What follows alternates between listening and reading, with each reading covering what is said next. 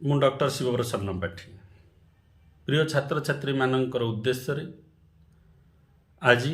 State selection board higher education department government of Odisha ଅଧୀନରେ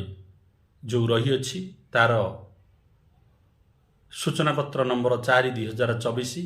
ତାରିଖ ହେଉଛି 9/3/2024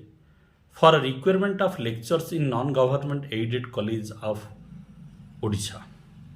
ମନେ ରଖନ୍ତୁ, ଆପଣମାନଙ୍କର ବହୁ ପ୍ରତୀକ୍ଷିତ ଅନେକ ଥର ପ୍ରଶ୍ନ ଆସୁଛି କେବେ ବାହାରିବ ପୁଣି SSB।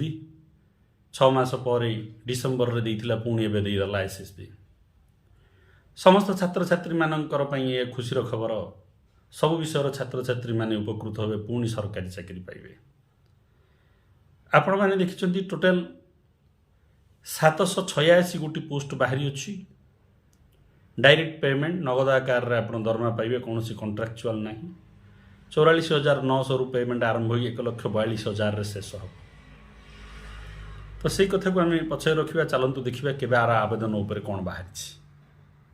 आवेदन opening date and time of online registration and payment of examination fee. देखो पिला माने ये एग्जामिनेशन फी पेमेंट करिया पड़ो।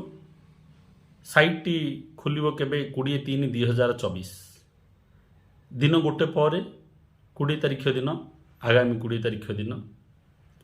आवेदन पे खोल स्टेट सिलेक्शन बोर्ड रो साइट एवं यार शेष तारीख closing date time for online registration and payment examination fee शेष तारीख रोचे 19/4/2024 रात्र 11:45 पर्यंत आवेदन करें। एवं पाखापाखि 30 दिन समय मिलूँ आवेदन करने। समस्त ध्यान सहित को आवेदन करेंगे। विभिन्न विषय विभिन्न केते गुड़िए पोस्ट बाहरी, जहीपरिक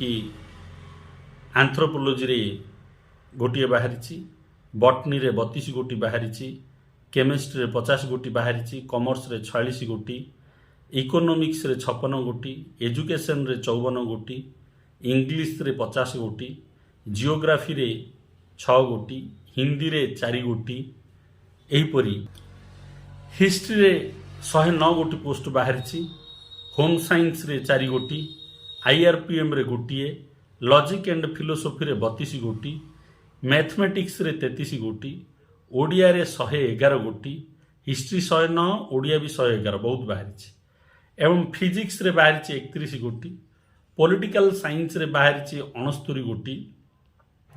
साइकोलॉजी रे बाहरी 9 गोटी पोस्ट, संस्कृत रे बाहरी 41 गोटी, सोशियोलॉजी रे बाहरी 14 गोटी, तेलुगु लिटरेचर रे बाहरी गोटे, जूलॉजी रे बाहरी 32 गोटी। एहीपरि भाव में संपूर्ण 786 गोटी पोस्ट बाहरी सरकार तरफ लेक्चरशिप पे नॉन गवर्नमेंट एडेड कॉलेज। वर्तमान देखिए आम age limit. A candidate must have attained age of 21 years and must not be above the age of 42 years. जो मैंने आवेदन करेंगे से 21 वर्ष सर्वनिम्न बयस होता दरकार एवं सर्वाधिक 42 वर्ष होता दरकार। बयस सीमाटी को रखी तारीख देती 1 जानुआरी 2024 पूर्वर एवं 2 जानुआरी 1982 पर जदि आपण मानकर जन्म होती केवल हम 1 जानुआरी 2003 लेटर देन 1 जानुआरी 2003 देखी ऊपर age limit prescribed above relaxation 5 years 5 वर्ष कोहल अच्छी for candidate belong the category schedule caste and schedule tribe. SC ST मानक 5 वर्ष 42 रे 5 मिसई देवे 47 वर्ष। Social and educational backward caste women and ex serviceman similarly ऊपर age limit relaxation by 10 years. जो माने SCBC अच्छी बा एक्स सर्विसमैन अच्छी से 10 वर्ष कोहल अच्छी एवं जो मैंने PWD अच्छी फिजिकल डिजेबिलिटी अच्छा कौन सी अंग अक्षम अच्छी से 40% रु अधिक से डिजेबिलिटी अच्छी ताहले से 10 वर्ष कोहल कर देखा।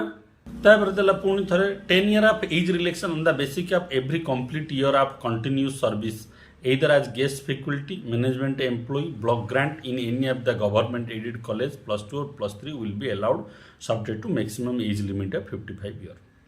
अत्यंत गुरुत्वपूर्ण घोषणाटीए 10 वर्ष घोषणा करछन्ती पुणी रिलैक्सेशन 10 वर्ष 42 काढ़ी 10 वर्ष घोषणा अच्छी जो माने गेस्ट वेहिकल अतिथि अध्यापक रूप से काम कर मैनेजमेंट कोटार एम्प्लॉय भाव में अच्छा ब्लॉक ग्रांट अच्छा जेकोसी एडेड कॉलेज रे आपण मैंने अच्छा +2 +3 जोड़ार थे भी हम एपट सेपटे कि हाराहारी आपन को 55 वर्ष लास्ट से देते तार अर्थ 10 वर्ष 42 रु 10 52 आप धरतु जदि आपंकर एक्सपीरियंस अच्छी 10 वर्ष एक्सपीरियंस काउंट करेंगे एक्सपीरियंस रहा पिला मन रखु 42 लास्ट देला किंतु पुणी एक्सटेंशन देती आपणकर कंटिन्यू सर्विस जदि अच्छी आप गेस्ट फैकल्टी रुहतु गवर्नमेंट एडेड कॉलेज रुहतु मैनेजमेंट कोटा रुहतु कि ब्लॉक ग्रांट रुहतु से अप टू 10 ईयर पर्यंत पाइपर बर्तमान देखिए आम SSB अप्लाई करने एजुकेशन क्वालिफिकेशन कौन दरकार a candidate should possess a master degree in subject concern from the recognised institute with at least 55% mark its equivalent grade and date and application से 55% रखि आवश्यक पीजी रे पोस्ट ग्रेजुएट रे provided that a candidate belong to schedule caste schedule tribe SC/BC और PWD SC ST SC/BC PWD category जीति होइतियो से master degree रे 50% आनी हम तापर आम देखिए पिला माने प्रोसीड्यूर ऑफ सिलेक्शन बा पद्धति कौन रखी the selection shall be on the basic of written test हम लिखित परीक्षा हम कैरियर भी देखा एंड भाइबा टेस्ट हम मार्क को डिस्ट्रीब्यूशन कर कैरियर असेसमेंट 25 मार्क पाइब कैरियर रु रिटन टेस्ट आपणकर 150 मार्क हम भाइबा हम 25 मार्क टोटाल है 200 मार्क आपण मानकर काउंट करा मेरिट कैरियर असेसमेंट मैक्सिमम पाइबे आपण 25 मार्क पाइबे मैक्सिमम सर्वाधिक PhD थिले आपण सीधा 25 पाइबे एमफिल और JRF और नेट थिले 10 मार्क पाइबे किंतु जोड़ा हेले गोटे काउंट हम आपणकर 25 मार्क जे आपणकर काउंट हम ताडू अधिक नहीं तापर देखिबा प्लान बर्तमान आम गुरुत्वपूर्ण विषयटी आलोचना करबा जोटा कि माइनस मार्किंग ऊपर सूचनाटी there shall be written examination on 2 hour 2 घंटार लिखित परीक्षा हम in the subject concern as per the model syllabus अनुଯାୟୀ हम वेबसाइट जो सिलेबस अच्छी कैरिंग 150 मार्क हम question for 150 mark shall be multiple choice type which are in answer in carbonless OMR जो क्वेश्चन पड़ो 150 मार्क पे पिला माने सेटा कार्बनलेस ओएमआर सीट रे आपण माने परीक्षा देबे तार कार्बन नथिबो answer sheet there shall be 100 questions having equal weightage 100 question 150 mark तार अर्थ 1.5 गोटे question while for each right answer 1.5 mark will avoided जदि गोटे आंसर सठिक हम 1.5 मार्क पाइबे for each wrong answer there will be negative mark 0.5 तार अर्थ 3 गोटी भूल करदेले आपणकर 1.5 मार्क कटि तेणु ध्यान सहित अध्ययन करें the written examination for all subjects shall be held in one sitting गोटे सिटिंग रे सब लिखित परीक्षा को समाप्त हम बोली सूचना दी सरकार तरफ तापर बर्तमान देखिए परीक्षा जोन गुड़िक कोड कोड देते सूचना रे जोन गुड़िक अच्छी रिटन एग्जामिनेशन हम बालेश्वर ब्रह्मपुर भुवनेश्वर बलांगीर कटक जयपुर संबलपुर 1 2 3 4 5 6 7 ये 7 गोटी अंचल को जोन भाव में स्थिर कर पे देखिए आप्लिकेसन फीस कौन अच्छी a non refundable non adjustable fees 500 rupees 500 अच्छी आवेदन खर्च देय 500 टंका for candidate coming under the unreserve UR पे साधारण 500 टंका SC/BC कैटेगोरी अच्छी तार 200 रुपीज जो मैंने SC/BC कैटेगोरी 200 टंका अच्छी एवं belong to schedule tribe and schedule caste and PWD category to be collected 200 टंका समस्त schedule caste schedule tribe PWD पे the amount shall be deposit online in course of submission application form जिते आप आवेदन करेंगे एप्लिकेशन फॉर्म सबमिशन करेंगे से समय पेमेंट हम द एप्लिकेशन डिपोजिट हम को deposit online the following account current account number 353968355756 State Bank of India government treasury branch Bhubaneswar IFSC code SBIN 0009025 यहाँ रही पे टंका बांधार संपूर्ण अकाउंट नंबर SSB पे ध्यान रखु आपण मैंने निजर समस्त सर्टिफिकेट सठिक भाव में ने रिसेंट पासपोर्ट नहीं जाइए दस्तखत करेंगे से अपलोड करेंगे सठिक भाव में अपलोड करेंगे कहीं सबमिशन हो गला कौन करेक्शन करिवार सुजोग मिलिबो कि नहीं आमे जानिने बेले बेले एसएसबी दिए किंतु वर्तमान कही हेबनी से कथा आगु केमिति आवेदन करिवे आपण मानकर सब डॉक्यूमेंट आपण माने रखिथिबे पाखरे धरिके आवेदन करिवे हाउ टू अप्लाई www.ssbodisha.ac.in को जाई जो लॉगिन करिवे एवं एप्लिकेशन फॉर्म रे लॉगिन करिवे न्यू एप्लिकेशन रे एप्लिकेशन करिके आपण माने आपणकर फॉर्म को अप्लाई करिवे सठिक भाव रे निर्भुल भाव रे आपण मानकर जन्म तारीख और स्पेलिंग